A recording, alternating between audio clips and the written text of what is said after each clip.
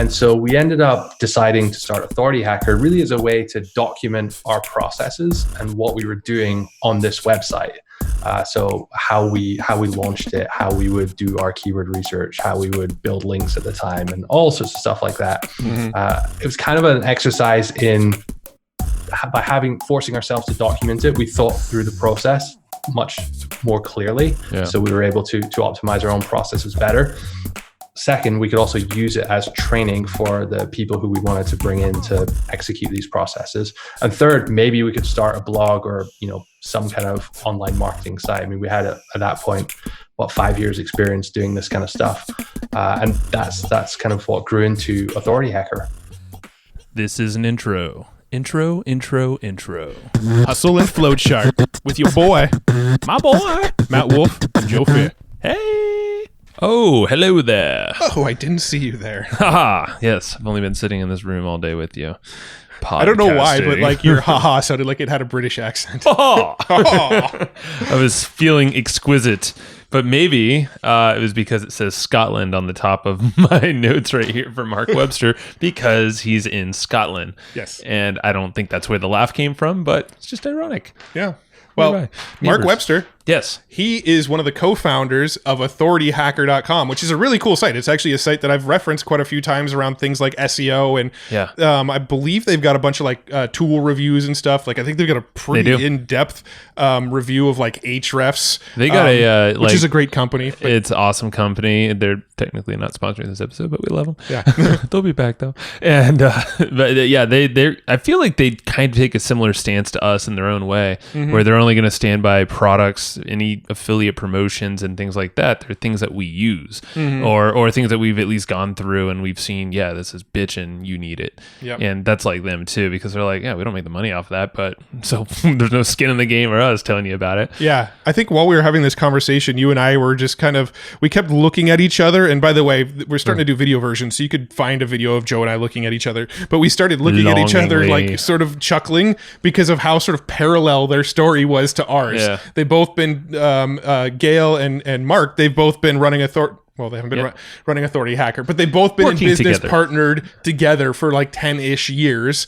They're both in their mid-30s. They both have content marketing as their sort of like core of what they do. They're both the coolest guys ever that have They podcasts. both make their money off affiliate marketing. Yeah, and they just look great. They're just cool people. Are you talking about us now or them? All of us. All of us. Like the collective four of us. So we're just like, we're the parallels. This is what we're talking about. Like, We haven't even met Gail yet. We didn't. It's okay.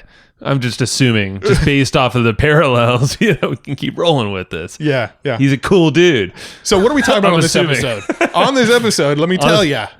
You were just asking me, but then you said, let me tell you. So Okay. I'm confused. So let me tell you. Okay, go for it. Very confused here.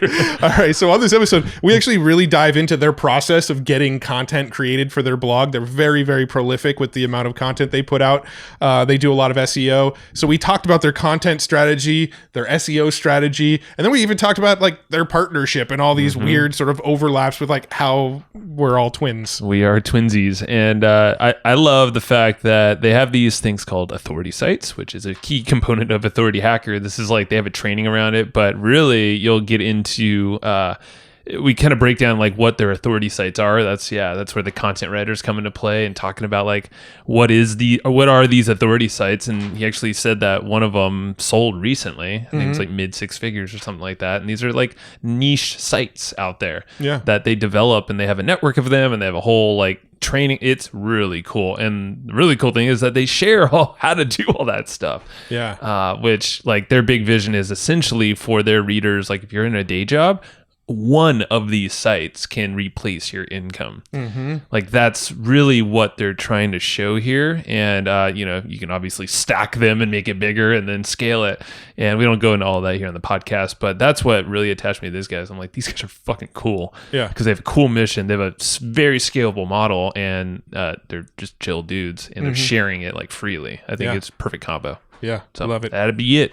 We Mark's can relate. Awesome. Yeah, and we took notes, of course. So hustleandflowchart.com/comp. That's .com/comp. COMP. Get the I like notes. how you had to remind him about the .com. I know. I don't know why I portion said of that. It just felt right. It's like I don't know. I'm getting tired, man. Yeah, I know you are. It's hustleandflowchart.com/comp.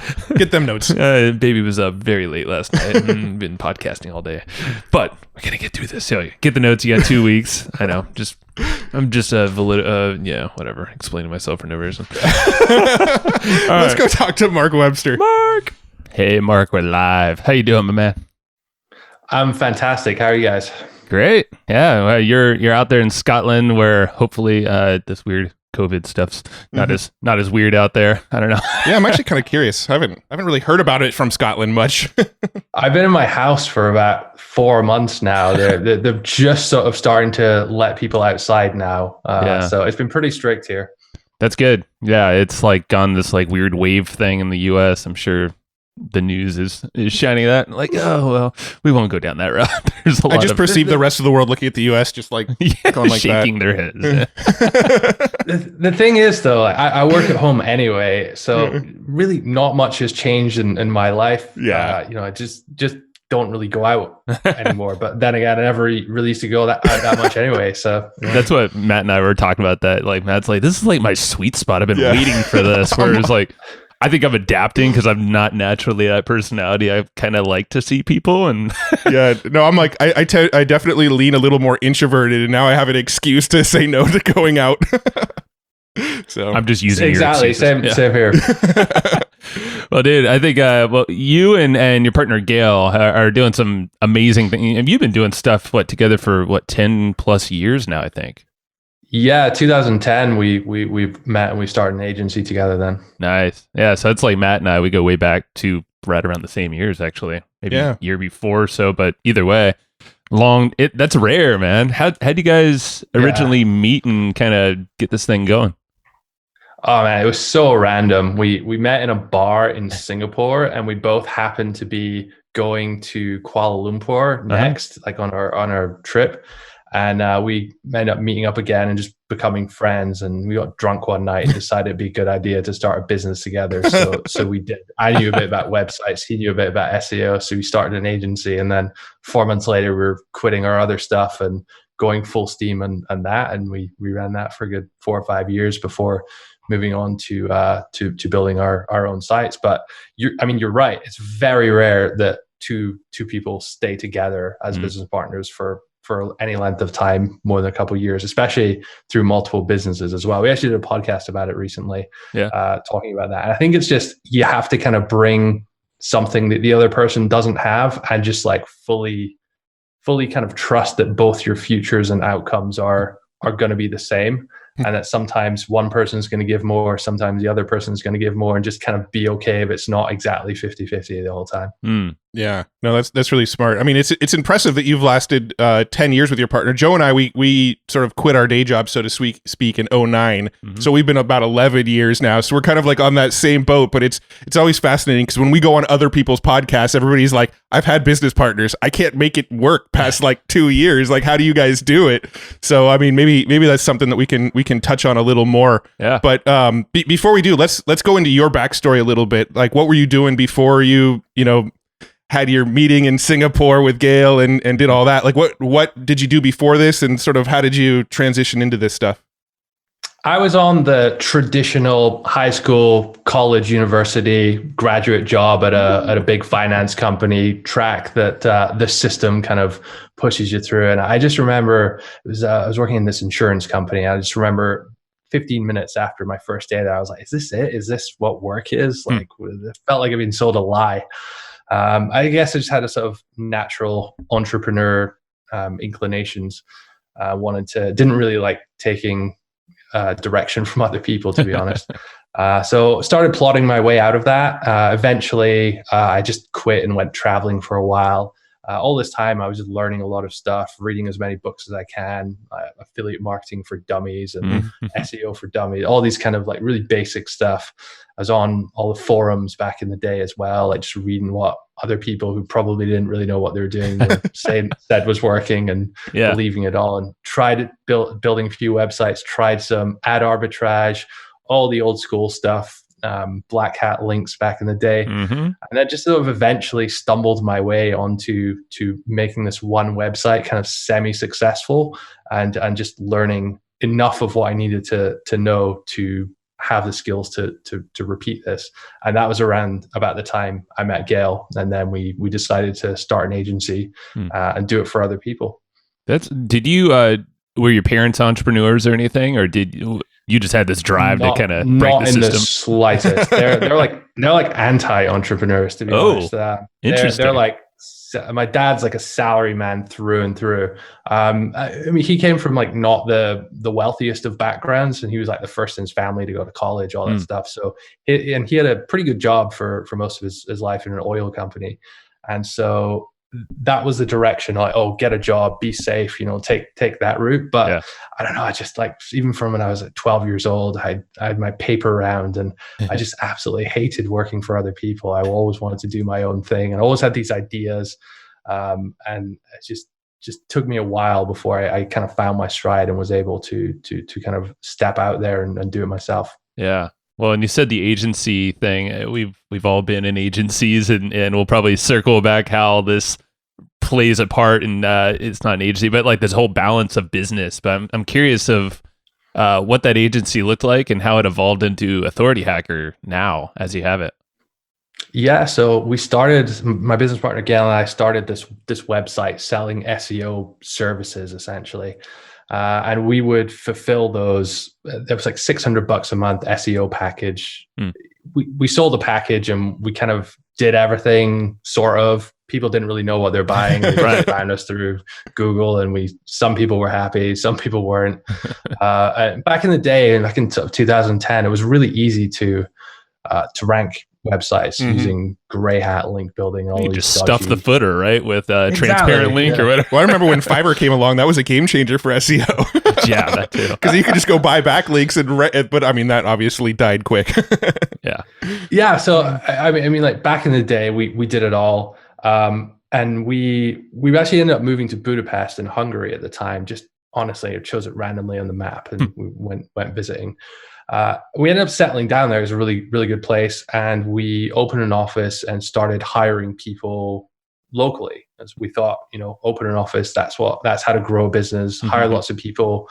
That's how to grow a business. Turns out you should only really do that stuff after you get loads of clients, but we didn't really think about that too much at the time. Burn rate and all that fun stuff. Yeah, that's exactly. Yeah. So honestly, I mean, we had many, many months when we had like zero savings in the business bank account, and we were making like a $50 net profit that month or something, and just hanging on, just being able to pay rent the next month. So it was a bit touch and go for a while, but we ended up growing fairly quickly. We ended up developing a number of productized services. So we would sell guest posts. For example, we had various link building packages, which other agencies would buy from us. So we were kind of fulfilling them. Ooh, I like that. Remotely there. Yeah, because that's probably like a sustainable client then, right? Or at least more so than a onesie twosie kind of client. Exactly. But there's this sort of 2013 guest posting what it was back then, which wasn't really guest posting. It was just, sponsored links, totally, and link farms. That started to sort of die off a bit, and we ended up focusing more on our clients at the time. We ended up becoming more boutique. We downsized a little bit. We moved to a smaller office, and we're getting some pretty good results for many clients. And it was kind of like a nice, happy balance, but we never really optimized our sales funnels, our sales processes. We were more good at the service end of things. So like delivering work, but acquiring new clients, especially us being in Budapest, and not, most of our clients were sort of in the US or the UK. So it's kind of hard to meet people face to face and whatnot. Yeah. So we realized that we just weren't enjoying it. We didn't enjoy working with clients. And there was one particular case that really stood out. It was like a wedding DJ company in the UK, and we did a really, really good job for them. So we got them so many leads that they were booked up solidly for 6 months. So they fired us. What? And I was like, we've got to stop building other people's businesses for them and start building our own. We're feeling your pain right now as you talk about the agency, because we have very similar stories. Well, yeah, I mean, literally almost exactly. It's like you do really good work. And I think for us, it was a little bit of SEO stuff. We had a content marketing agency, and we showed all this growth of leads, like tracked everything. And then they're just like, yeah, we have a new marketing person. You guys are gone. They have their own ideas. I'm like, oh, cool. Okay. Yeah. Well, they came in fun. and tried to reverse engineer what we were doing for them. True. And then they fell off the rankings. So screw Go figure. Did they come back and ask you to fix it? Or? Well, by that time we had already went and like that was sort of the last straw for us in our agency was when that happened. We had done such a good job for them for so long. We'd traveled for them. We did all sorts of stuff for them. And like when that happened, we're like, you know what? We could make so much more money doing the exact same thing, but doing it for ourselves. Yep. Yeah, and there'll be no red tape, no client reporting. You don't have to work on their shitty websites. You can just do stuff properly. Yeah. And you could actually scale to the worth that you're bringing too. You're not capped by some retainer, per client. Yeah. No, we actually had one client that we went and bid to them like a agency service of doing content marketing, like weekly blog posts for them and sort of helping them, move up in this. We weren't really SEO guys. We more focused on content. We knew like some basics of SEO, but we basically bid him $3,000 a month to go do it for him. And he declined it, thought it was too expensive. Well, this person happened to have an affiliate program. So we went and signed up as an affiliate, made a blog ourselves and started creating content about that product. And we grew it to where they were paying us $30,000 a month in affiliate commissions instead of the $3,000 that we initially bid them. So guess we made it back. That's amazing. That's amazing. I love that story. And plus, at the same time, you guys were building an asset like the website, which had a lot of value as well. You don't have that when you're working for other people, working for clients. Still make sales to this day. So it's like it works. But so how did you? Yeah, I was gonna say, how did you transfer to Authority Hacker? How did you decide we're gonna start making these sort of like mega detailed blog posts about all this stuff that we've been learning?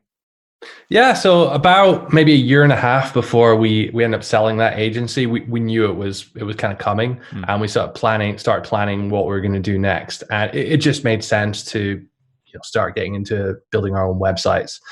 Affiliate marketing, affiliate websites were very popular at the time. There was a few people talking about like authority site, authority mode. We didn't coin the term, but I think Authority Hacker, it was actually a mix of lifehacker.com, which I was a big fan of, and authority websites. Right. That's where the name came from. But actually just maybe like 6-12 months before we started Authority Hacker, we started another website in the health space, where we didn't know anything about health, but we got a writer to come in and work with us to create content. We did all the website, the SEO, the marketing, the monetization. And then we learned quite a lot in the first year from that. It grew really, really well because we were really determined to have something to move on to next after we exited the agency. And so we ended up deciding to start Authority Hacker really as a way to document our processes and what we were doing on this website. So how we launched it, how we would do our keyword research, how we would build links at the time, and all sorts of stuff like that. It was kind of an exercise in forcing ourselves to document it. We thought through the process much more clearly, so we were able to optimize our own processes better. Second, we could also use it as training for the people who we wanted to bring in to execute these processes. And third, maybe we could start a blog or some kind of online marketing site. I mean, we had at that point 5 years experience doing this kind of stuff, and that's kind of what grew into Authority Hacker. Yeah, and that's what I like about your guys' vision is that you've always wanted to give back, and so it sounds like as like internal documentation more or less. But at the same time, you're sharing it with the world, and then that's what's kind of nice with this. I mean, agency. I guess one of the benefit is that you're getting paid to learn. So that's a cool thing. But then even more so, and you have a little bit more control. Documenting that, it's forcing you to refine your processes even better. Yeah, for sure. And I mean, as much as I hate on the agency days, I mean, I think you hit the nail on the head there. You really do learn so much because we worked on maybe 500 different clients over 4 years and saw so many different types of websites, big and small, in every industry. And like the knowledge you get from that is pretty immense. Yeah, no, that's cool. So I guess describe what Authority Hacker is now, because I know there's a lot of different points to it. It's not like it's not just a blog. There's like a whole business model that's happening behind the scenes. But give us a scoop there. Yeah, I really need to work on my elevator pitch here, but it's all good. We have an hour on this podcast. You got some time.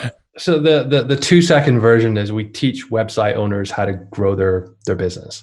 The 2-minute version is that we teach online marketing. There's a big skew towards SEO, content marketing. We do everything like white hat in terms of link building. We're not trying to go against Google. We've been burned with that before back in our agency days. And we also try and teach people to create like really good content, not just like, oh, what's the minimum I can do to make some money and like get people to click on my link. It's like, how can you build something which is going to be long-term and survive, not this next Google update, but the next 10 or the next 10 years of updates. And that's usually by just creating amazing content. So we build a lot of processes for how to identify those opportunities, how to create really good content. I used to always get annoyed by white hat SEO marketers back in the day who would give very abstract advice, like just build great content. I'm a very systems guy. Yep. So someone says that to me, I'm like, what does that actually mean? So how do you define great? What are the steps? How can I document this process? And so we've attempted, it's not always easy, it's not always possible. We've attempted where possible to do that in all sorts of areas, content being one of them, link building being another. We have also branched out into podcasting as you guys have. So we're at 230 something episodes now. So we have a weekly show with Gail. By the way, I think it's so much easier when there's two people running a podcast. Like I feel sorry for these people running solo podcasts. I have to get a guest on every single week, and it's tough, manage that and this. So it's a solo show, and that's called Authority Hacker, right? Like the podcast. Yeah. Okay. So it's a duet show, not a solo show. Right. Well, yeah, but I was going to say is I guess a duet show, but you don't have guests on, right? So it's always just very rarely, maybe like 5 or 6 times a year, we'll have someone on, but it's mostly just the two of us chatting about what's going on. It's kind of I felt like we had a lot more of those back in the day, but then we just had this desire to get more different guests on and stuff. But we're always getting pulled back to like, we need to get back on the mic, just the two of us, you know. Well, we have a sneaky secret too. We've gotten really, really good at ranking for our guest name for SEO. So now like every guest that we have on, we try to get on page 1 of Google for their name. So now if you search most of our guest name, like the Evergreen Profits Hustle and Flowchart like podcast is right in the mix with those people's names. So that was sort of like an intentional, hey, when we interview guests, we sort of boost our SEO quite a bit. So a challenge to ourselves, but now we're seeing like, oh, actually this is really benefiting us too, and our guests. So it's kind of cool.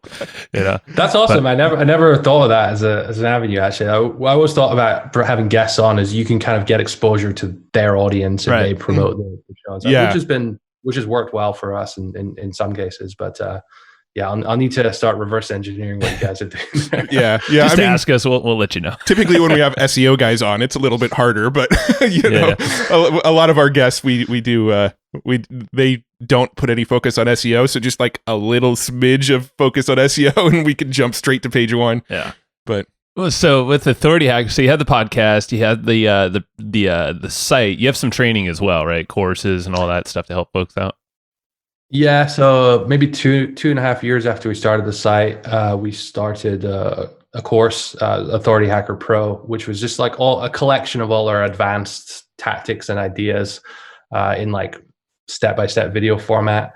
And then what we found was that there's quite a lot of beginners, newbies joining that course who it's really not suited for. Like you already need to have a site with traffic to make that work. So we ended up building a beginner's course as well, which even though the content is easy for us because it's beginners, it's basic stuff, it's actually the hardest thing to create because it's more about getting people to actually do stuff and teaching complex things to them quickly in a way that they're not going to just give up after, they get stuck into keyword research and find out it's actually pretty hard to build a website. Yeah. I think for us, we found one of the reasons we phased out courses as part of our business model was we were talking about such technical topics, right? We were talking about Facebook ads, Google ads, various podcasting stuff, affiliate marketing, and like a lot of the tools and things that we teach people to use, they evolve so quickly. So it's like if you have videos around like Facebook ads, 2 weeks later, Facebook's going to change something and render your old videos irrelevant.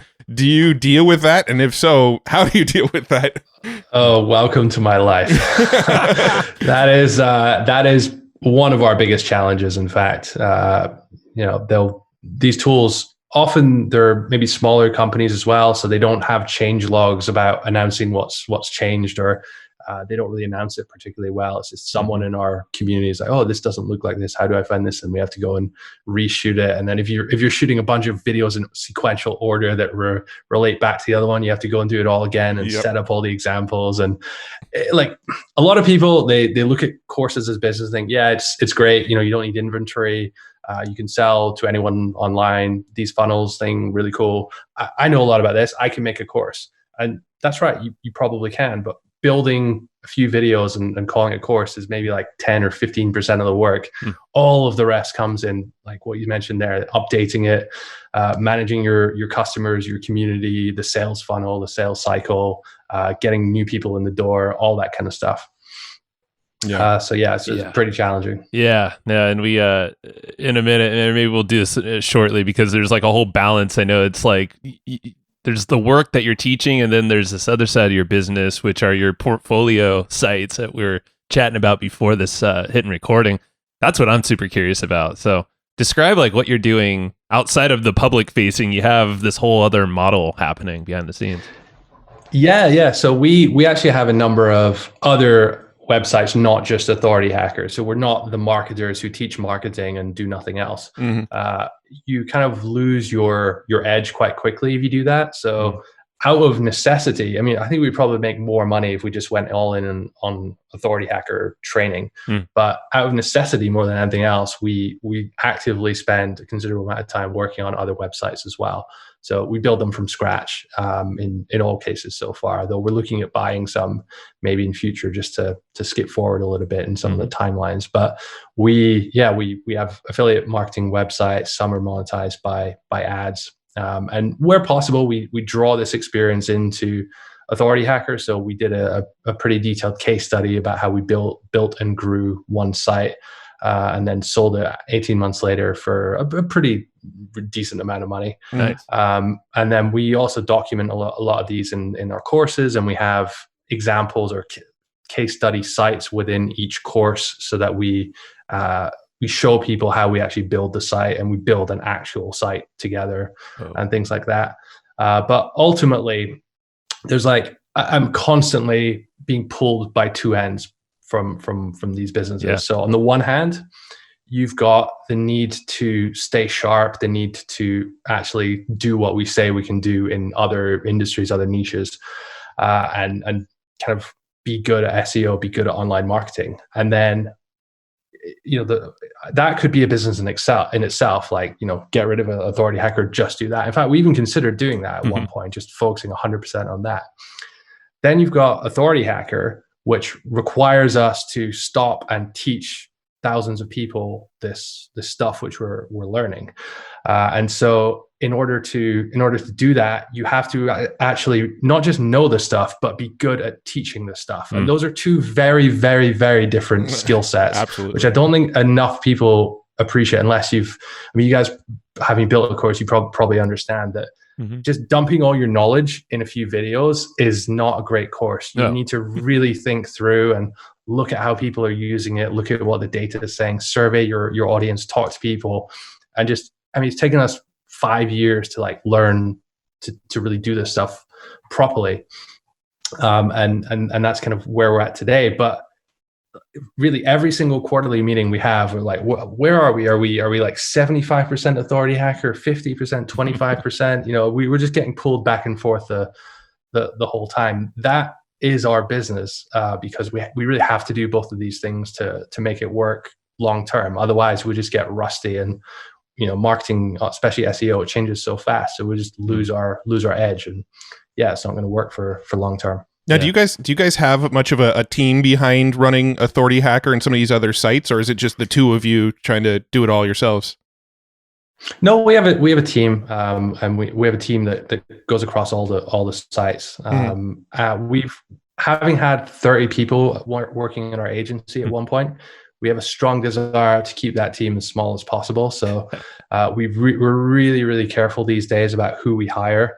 We only want to hire the absolute best people. So we reject a lot of people. We'd rather have a role go unfilled than bring in someone kind of moderate or average. But yeah, we have a team in place. Where we've kind of excelled more at that is bringing in people to augment Gail and myself. So rather than replace us as content creators, which I don't think is going to be possible in Authority Hacker. I don't think we can bring someone in and they can just, take over the podcast or start making courses. It just wouldn't be the same. A lot of people follow Authority Hacker for Gail and myself and the way we teach our unique weirdness or whatever. So we've kind of like taken the bottom up approach to replacing ourselves rather than just trying to step out the business entirely. I was on our podcast, actually, I was interviewing a guy, Mike Morrison. He runs a site called The Membership Guys. I'm a big fan of what they're doing. And they're a membership site about membership sites. And I asked him this question when he was on about like, what's the exit plan here? Or like, can you exit this? And his response was death. Like, he's like, I love this so much. I'm just going to do this forever until I can't do it anymore. And that kind of got me thinking. I feel like I'm kind of on this track as well to an extent. So as long as you're happy with it, yeah, and the mission's driving strong, people are stoked on it. I feel like that's how we approach this podcast. Is like this podcast, the podcast itself. Like, I don't think we ever plan on stopping. Some of the other little pieces underneath in the business, all of it's for sale. Yeah. Hey, for the right price. I learned that from your dad a long time ago. Yeah. But so I'm curious, Mark, about like with an authority site, if someone were to be in, let's say, our shoes where, like we have other stuff running, we see the power in team, we have maybe some investment money. Who are the core roles that you think would be required for an authority site? So it depends how hands-on you want to be, but assuming you don't not vary, then you need some operations person who's just going to be on it. Like you can sit there and provide the vision for what needs to happen and check in every week or, daily stand-ups or whatever. But you need someone who can actually really care about what's happening and make sure all these processes are executed. So that's one. A writer, if you're making any kind of authority site, is most likely going to include lots of blog content. So you need a good writer.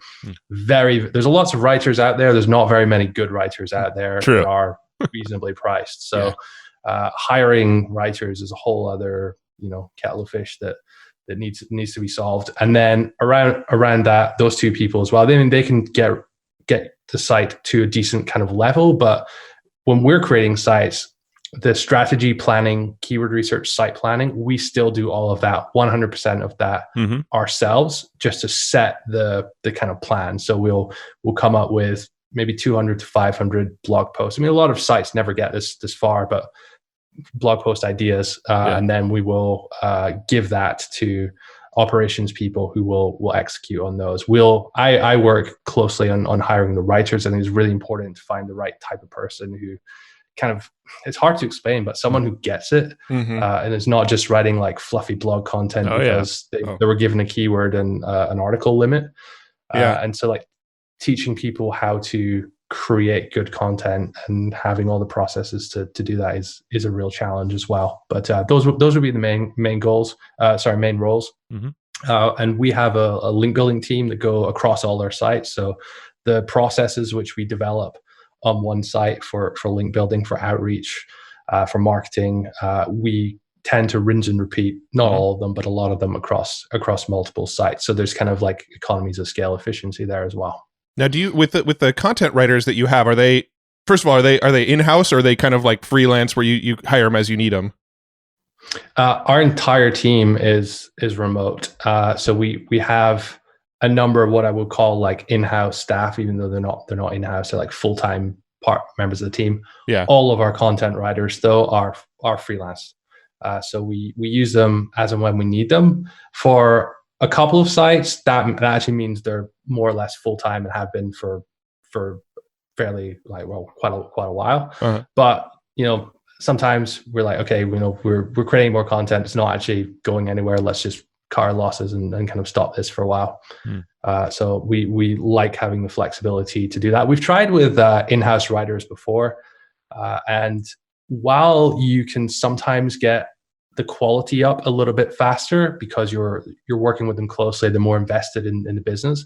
What we've universally found is that productivity dips quite quickly when you have someone who's getting paid a fixed salary to kind of work rather than getting paid per word, which is what we pay all of our content creators for. Yeah. I think we brought in a writer in-house one time ever, and I think we experienced the same thing where she was really, really good in the beginning. And then after a couple of months, it kind of felt a little more rushed and a little more it's human nature. But at the same time, you got to structure and account for that. I know this is a deep thing, but is there like a quick tip to hiring a good writer, like a location to find them? I have a few good tips for that actually. Cool. So the Pro Blogger Jobs Board is my favorite place for hiring. That's where we go to. It's $70, but if you pay $140, you can get a featured listing, which I think now it's 2 weeks on the top.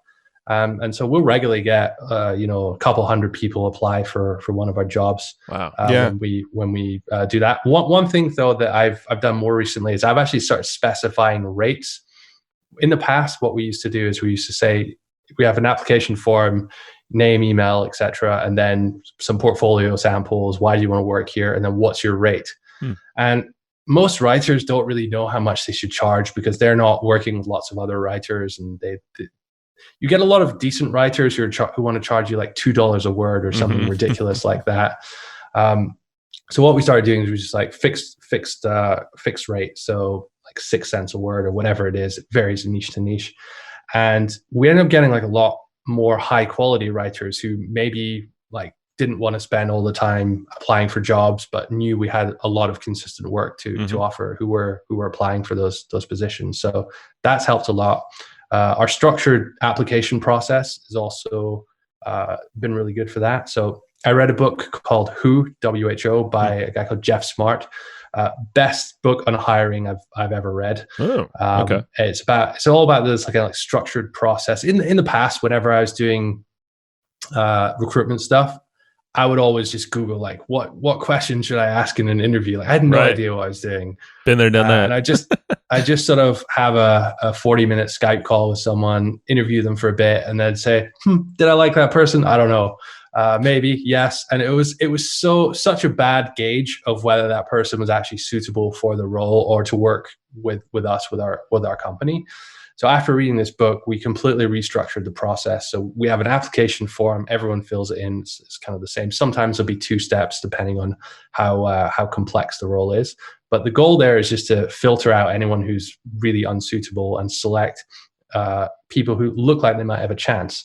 Then from there, we do a screening call, with a 15-minute screening call. I usually do them with everyone who makes it to there. So it can be, sometimes a dozen or so people at that stage. And the way this all comes from this book, Who by Jeff Smart. And the way they structure the questions in the screening call is just really, really smart. So the first question that's asked is, what are your career goals? And it kind of throws some people off, but people who have A players, people who want to achieve something, they all have goals and they can all answer that question really, really well. There's some basic stuff, what are you good at professionally? What are you bad at? But the one I like the best is, who were your last 5 clients or bosses if it's for a sort of full-time role? And how would they rate you out of 5 and why? By the way, we do check references, so be honest.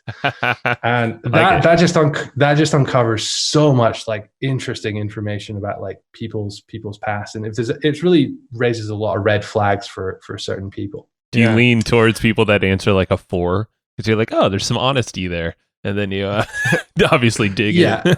So traditionally, if you answer 5 out of 5 or 10 out of 10 for something like that, then maybe the person's too confident that they would say. But if someone has done one job really, really well, and like, actually the rest of them was maybe a 3 or a 4, but this one I really knocked out of the park and that was a 5, then get them. Potentially a good person.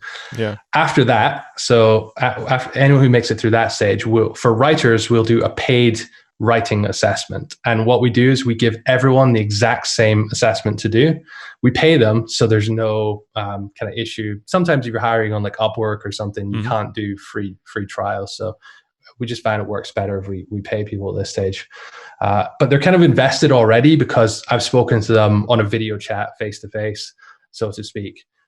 So normally people are quite up for doing it at this stage. And then we'll assess not only their writing, but we'll give them an existing article to give feedback on, to see how well they can read something and judge what's good, what's bad here. Because I think understanding the nuance and content is quite an important skill trait to have for a good writer.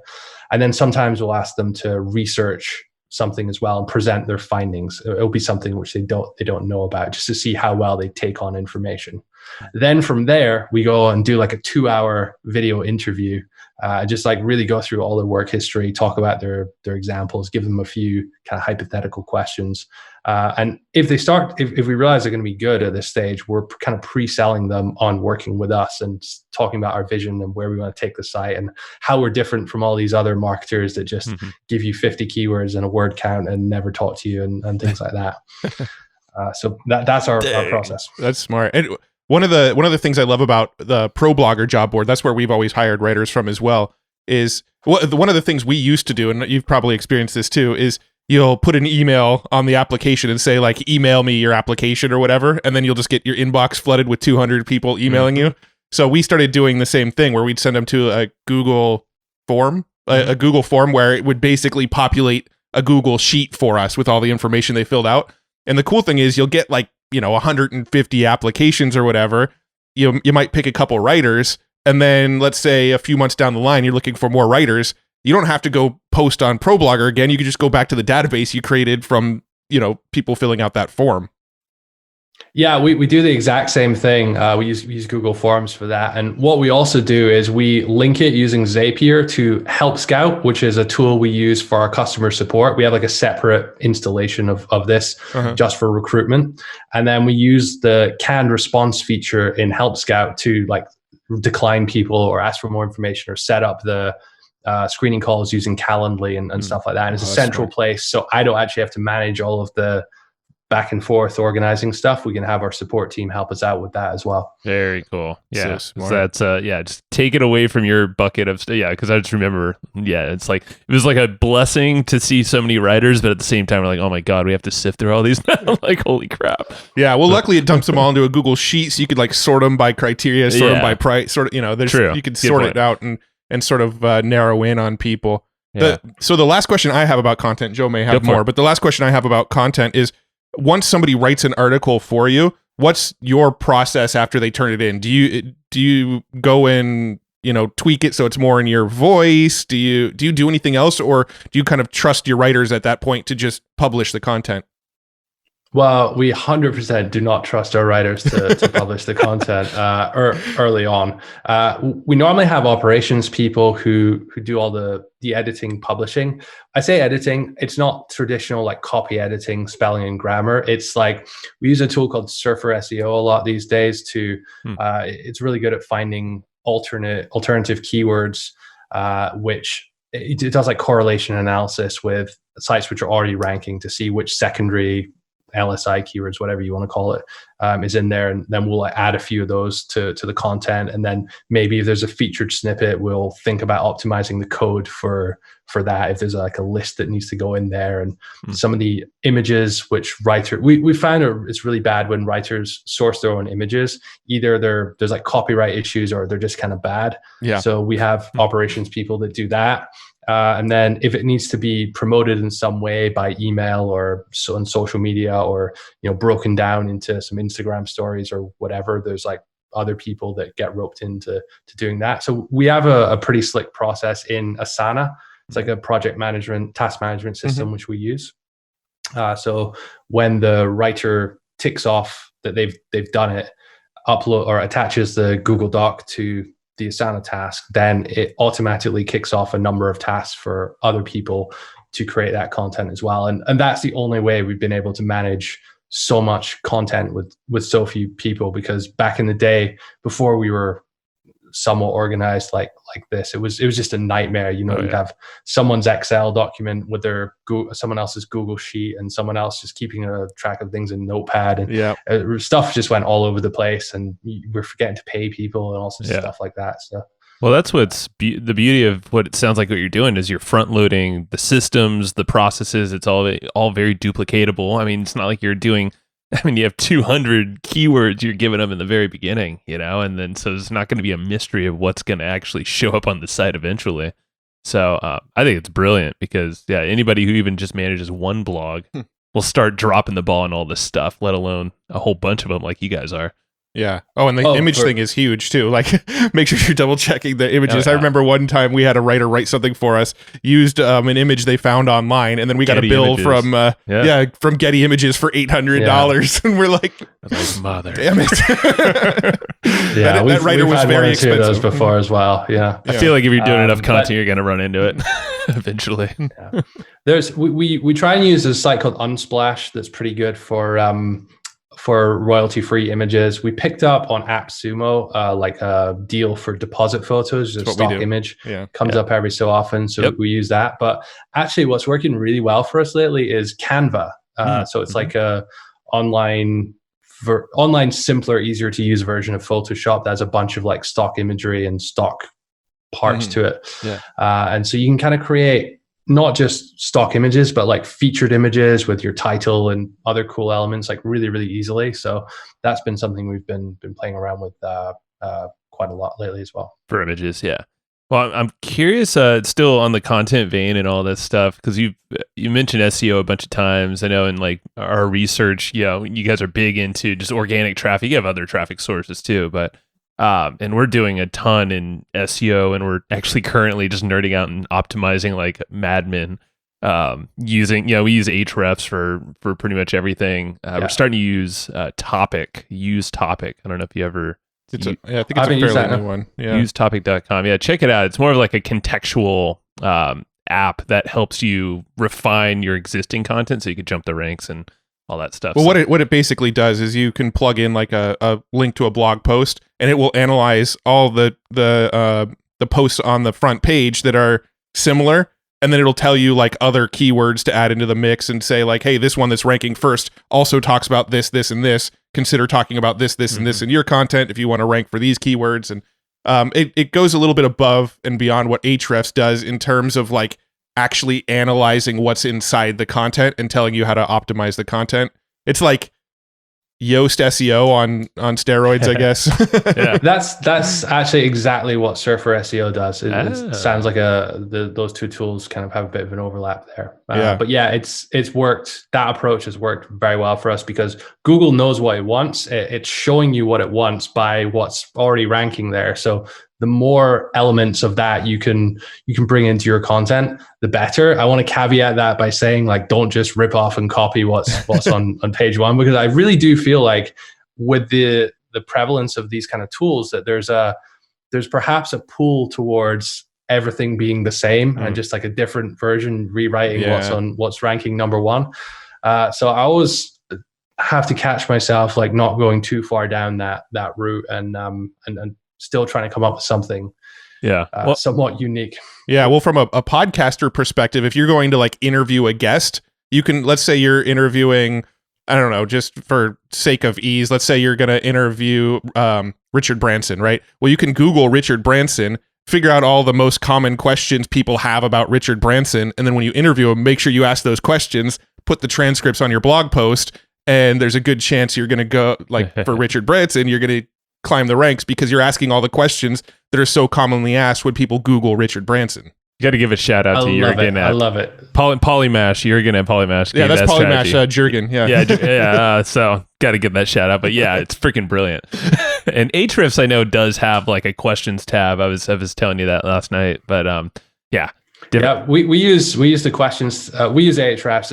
It's the best keyword tool by country mile, and we use the questions tab in Keyword Explorer to find a lot of questions for actually doing link building opportunities. So a lot of the info based content ideas there, they tend to have a lot of links already. So if you sort them in reverse order by keyword difficulty, KD, which is Ahrefs metric, which just basically tells you on a 0 to 100 scale the number of links pointing to sites ranking for that keyword, then you can do like skyscraper based link building towards those the content based around those keywords. And that's been huge for us over the last 4 or 5 years. That's cool. Yeah. That's another hack that we can start messing with. Did you have something else on there? I actually wanted to talk about link building. Well, yeah, SEO. I was curious about the process on these authority sites. I know you have Surfer SEO. You have the keywords kind of thought out. Like when you actually publish content, what does your process look like at that point with SEO? You mean in terms of link building? Yeah, link building, or just really optimizing for traffic in general. Like, do you have Yoast in there as well? And so basically what you're asking is like when a blog post goes live, like what are the steps you follow to make sure it's optimized? Yeah. Right. So actually, as we're writing the blog post, we will do some of these steps. So Surfer SEO has a sort of plugin essentially, which works with Google Docs. And as you're writing it, you can get this. So an editor can come in. So long before we publish it, there's a few of these steps we're already sort of taking. Once it's actually live and out there, most of the work from then, most of the on-page work is already done. We used to use Yoast last year, a couple years ago, 3 years ago. They had a bunch of issues. I actually forget what it was, but we've started using a tool called Rank Math.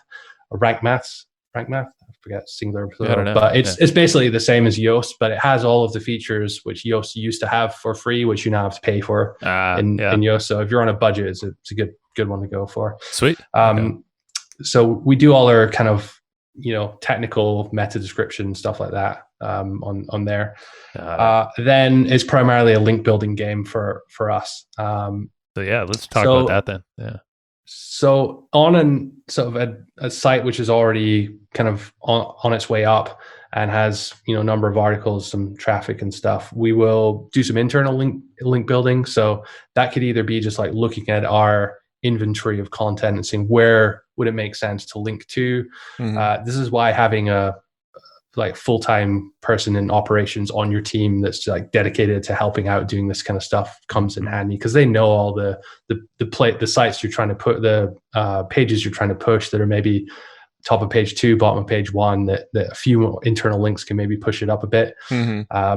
We have a process. I can't remember exactly what it is, but it's something like, if you Google your own site, like site:authority hacker, and then like a topic, it will come up with, Google will present topics which, or pages which that topic is related to just on your site. And then that can serve as a way of identifying internal linking opportunities.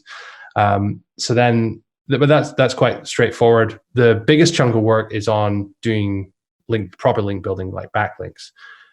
And so we have a number of different processes which we'll do. Some of them are kind of site-wide. So we'll do like guest posting. We're doing a lot of help a reporter out, Haro. It's been really good for newish sites, just to get a lot of really high authority links. Plus it's free to sign up to and join that newsletter as well. So get a lot of links like that in the early days, but specifically to content we're posting. Often we'll let it sit for a little while and just see, is it going to rank naturally? And that will depend on competition. Or if we know it's going to be an uphill battle and it's like a long-term thing, we'll start link building immediately, trying to get deep links to that specific page. So whatever we're doing in guest posting at the time, we will, or skyscraper link building, we've done a lot of as well. Or things like this. I'm coming on your podcast, not really to build a link. It's more publicity and stuff. But there may be link building opportunities for things like that. Just any marketing activity that you're doing, anything you're contributing to your community, like look for a link. So we did one recently with. We use Asana a lot, as I was mentioning, for our processes. So we actually reached out to them and said, hey, we use Asana. Here's all the crazy advanced stuff we do with it. We've actually built some training for it in our course and stuff. We showed them it, and they're like, cool, we'd love to do a case study of you guys. So they interviewed us, and we're getting some publicity that way. And there's some links coming back from there. So you have to you just have to always be hungry for links, and everything you do, you need to think of as like, what is a link building opportunity? Where's the next one? How can I get my next link building fix? And then just as you're naturally doing promotional stuff for, real marketing for your business, you will come across numerous opportunities for that. Well, for podcasting specifically, I mean, you kind of did it earlier, probably not intentionally, but mentioning, I think it was one of the podcast articles you wrote, the case study thing. Like, we'll for sure link that. So Sue, who's listening, who takes our notes, I don't know. What do you know the number of the episode or? Probably not. I don't. But next time I come into a podcast, I'm going to have it ready just so someone asks me that. Well, after this podcast, just email us the link to that case study, and we'll link that. One of the things that we do when we go on podcasts is obviously we mention the name of our show and the link to our site, but we always like to mention like one sort of cornerstone pillar piece of content on the podcast as well. Because now we're getting like a link straight to our homepage, but we're also getting a deep link from being on that podcast as well.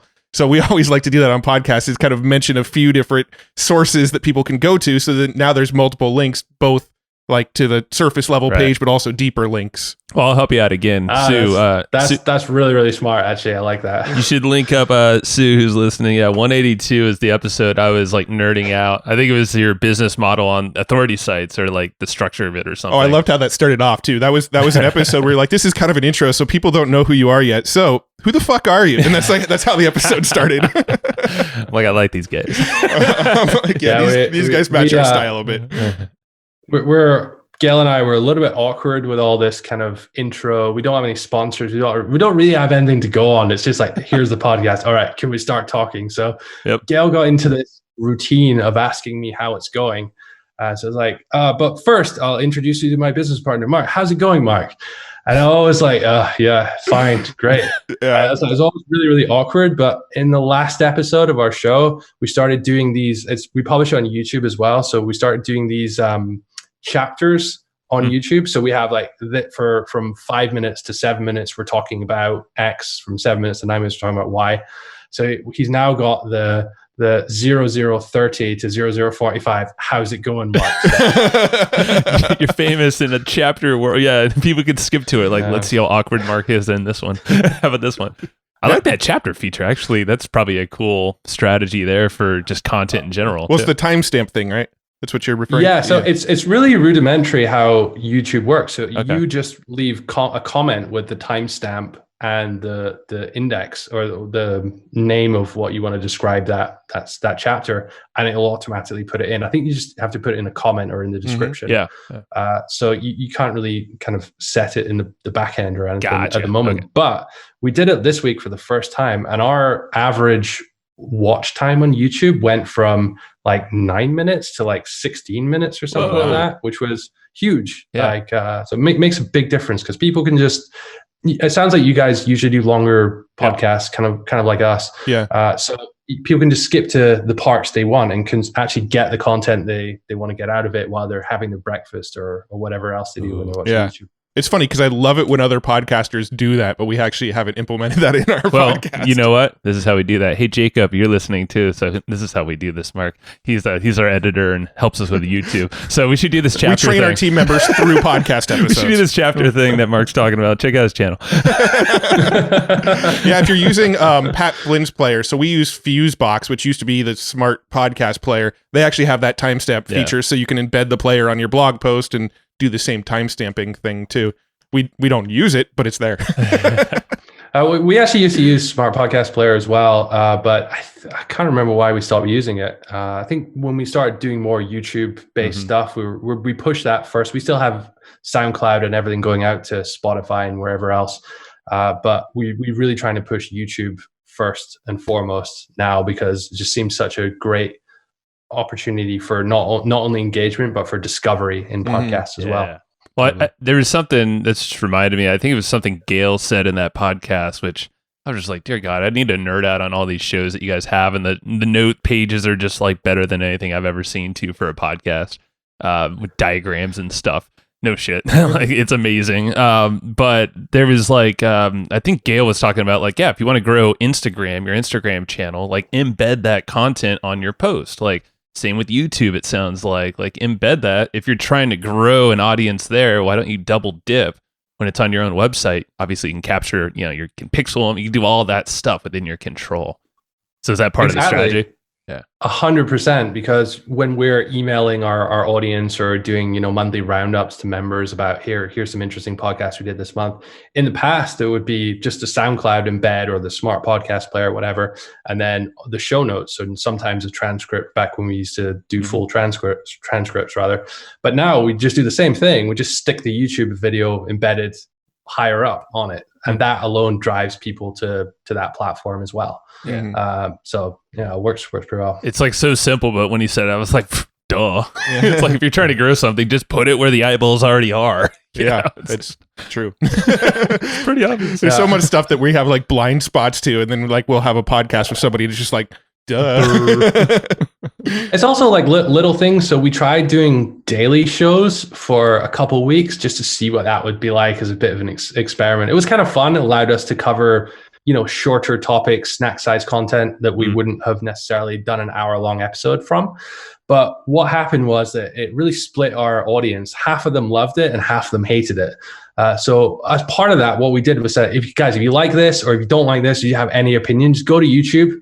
Because there's comments there, and comment on this video, tell us what you like. And comments obviously drive engagement on YouTube. It's one of the metrics smart. that drive engagement on that. So it really kind of like spiked our interest in our podcast for those 2 weeks when we're doing that before we reverted back. That's really, really smart. We should start doing that on our podcast. Tell them, because these do get repurposed into YouTube videos as well. Yeah. So just start throwing the comments over there around the episode. Throwing the comments over there, and we'll keep an eye on that. There's one last question I wanted to ask, but it's sort of a slight change of subject, and then we can go ahead and start wrapping up. But so obviously we've got two sort of partnerships here that are unique in the fact that they make it past 10 years, or 2 years. Yeah, or 2 years. So for me and Joe, I think that the key to the success of our partnership is like really, really clearly like knowing who we are in the business, right? Like I know who I am in the business. I'm the technical systems guy, right? I do advertising, SEO, build systems, spreadsheets. Like I'm very techie. Joe's more like outreach, connecting with people, networking, speaking, going on a lot of podcasts, things like that. So like we have clearly defined like these are my things in the business. So I'm kind of curious as sort of the sort of final wrap up. What sort of things do you believe has led to you guys having a successful partnership? Well, it's certainly that. So it's our line's a little bit more diagonal than that. But so Gail, I would describe as like the techie mad scientists, like loads of ideas and experiments and stuff drawings all over the wall. And then I think we're both quite introverted, but I'm more the systems processes guy that comes along and takes all this craziness and like organizes it and makes it into more of a business. So that certainly, he has a lot of skills that I don't have. I have a lot of skills that he doesn't have. So that synergy has really kind of underpinned it. One other thing which we did right at the start is that we were both like, okay, this is it. We're both going all into this, no outside projects. And in a considerable number of cases where partnerships fall apart, I've sort of coached people and talked to people about these situations. It's often because they're being pulled in multiple ways. So it's like, well, I could put all this extra energy into the business, but my other business, which does something not too dissimilar, I get 100% of the equity or the revenue or the profits from that. So game theory starts coming in, and it's like, what are you really trying to do, and what's your incentives, and all this kind of stuff. And it just gets a bit messy.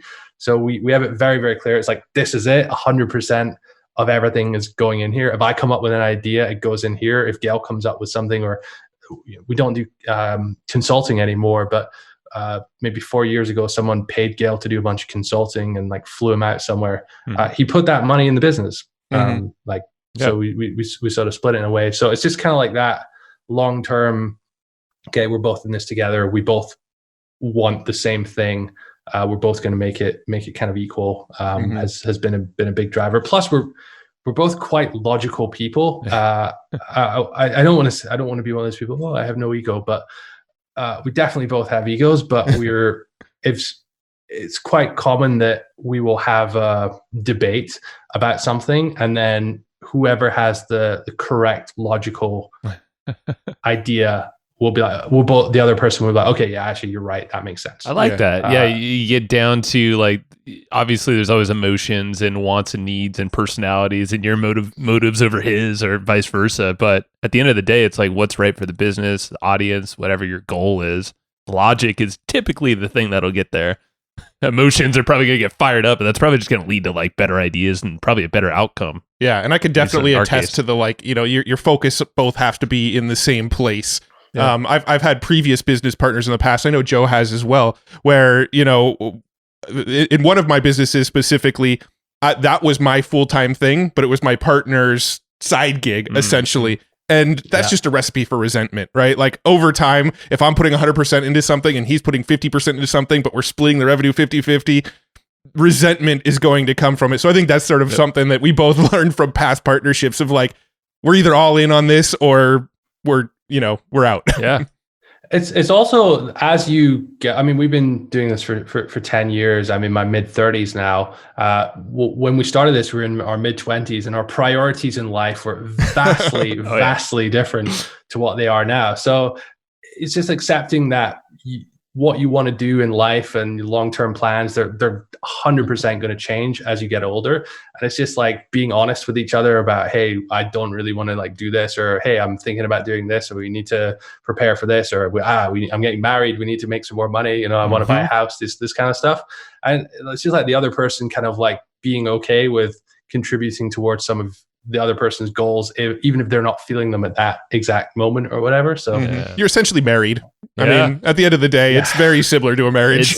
Dude, we can relate. I mean, we're in the mid 30s, so like we've had houses, kids, moving, other stuff, just random things happen, and we're always there to. As long as you got the support and you share. For us, it's a lot of like the shared vision of where we're headed.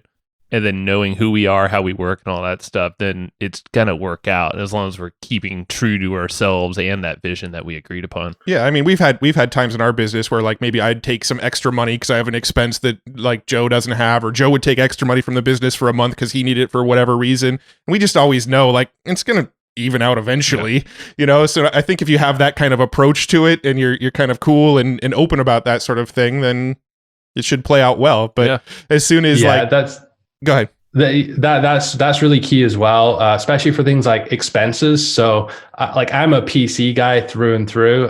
So I'm all about, building a moderately priced desktop, whereas Gail's like a Mac guy and he always gets the latest iPhone or iMac or whatever.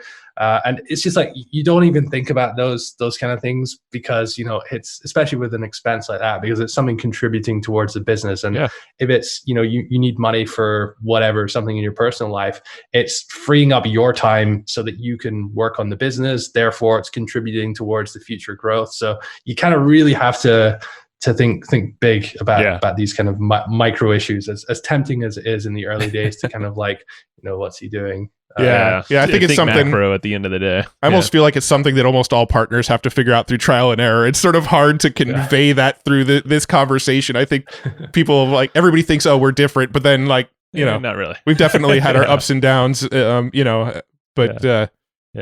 Well, I think this is super fascinating of a conversation. Maybe we'll do it again later on, or because there's just so much cool stuff. Or Gail, maybe we'll have him on, hear his perspective in here. You guys will have to come on ours as well at some point. Rad. I think I really enjoy this. I can tell you guys are super kind of passionate about what you guys do and stuff as well. It really comes across in your interview as well. Thank you. Well, hope you had a good time. Let's, I guess lastly, you already mentioned Who as a solid book for hiring. Is there another book or maybe some resource, even a podcast that you refer to often and you recommend others? I'm a big fan of like managing finances properly. So Ramit Sethi's book, I Will Teach You to Be Rich for Personal Finance, or Mike McAllowit's Profit First.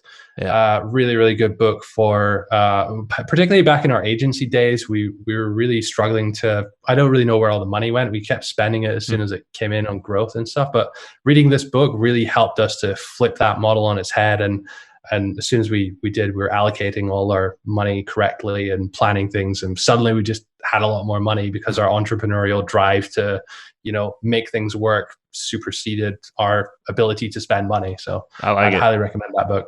Solid. Yeah, they're both great. And perfect, man. Well, authorityhacker.com. Yeah, find the podcast there. Courses, all these cool things that we're going to link up in the show notes that are linking directly there too. So check out the show notes. Dude, Mark, it's been great. Thank you for coming on the show. Yeah, absolute pleasure, guys. Really, really enjoyed this one. Thanks a lot for having me on. Hey. Thank you for listening to that episode. This is Joe Fier. I'm sure you probably already knew that. And Matt is not here right now, but I'm pretty sure he enjoyed the episode just as much as you and I did, because, he went into the production of kind of making that thing right along with me. So thank you very much. And I want to give a quick shout out to our buddies over at Easy Webinar. These guys have been supporting us for a while, a long time. And Casey Zeman is just a super good guy all around. He's actually been on the show before. He's the founder of Easy Webinar. So if you look up Casey Zeman on any podcast platform you're listening to, go check him out. Go check out his backstory, what he's all about. You can learn a lot about webinars as well.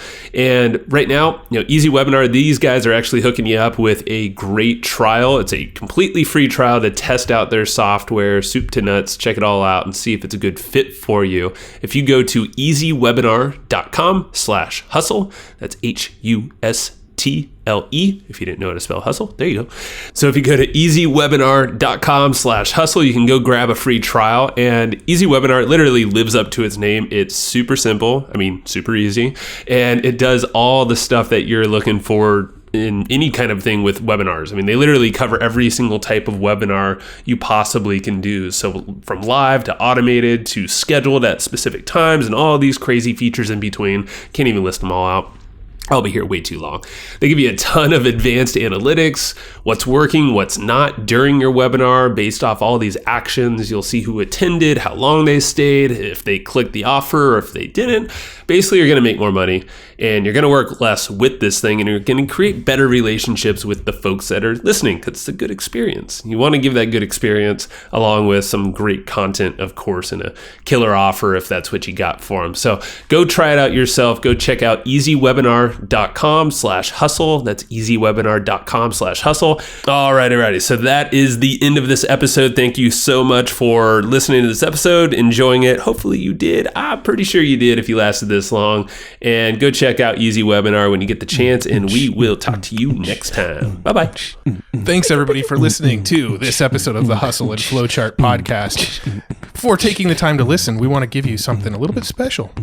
Every single episode that we do, we actually have somebody on our team take notes. We basically have a Cliff's Notes version of every episode where you can go and find all of the tips and tactics that they laid out, all of the resources that they laid out, all the good stuff from this episode. We actually have a nice simple notes version that you can find on our website. So go to evergreenprofits.com, find this episode that you just listened to, and give us your email address and we'll send you the notes. Thanks for listening.